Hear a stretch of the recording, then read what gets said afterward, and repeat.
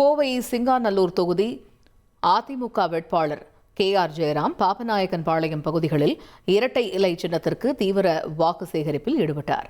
அப்பொழுது திமுக ஆட்சியை விமர்சித்தவர் மக்களுக்கு முழு சுதந்திரம் வேண்டும் என்பதை வலியுறுத்தும் வகையில் வானில் புறாக்களை பறக்கவிட்டு பரப்புரையை தொடங்கினார். அவருக்கு வழிநடுகிலும் பெண்கள் ஆரத்தி எடுத்தும் தொண்டர்கள் மாடிகளில் இருந்து மலர் தூவியும் உற்சாக வரவேற்பளித்தனர். தொடர்ந்து புலியகுளம் மற்றும் பாரதியார் சாலை உள்ளிட்ட பகுதிகளில் வீதி வீதியாக சென்றவர் திமுக அரசின் குறைகளை சுட்டிக்காட்டி ஆதரவு திரட்டினார்.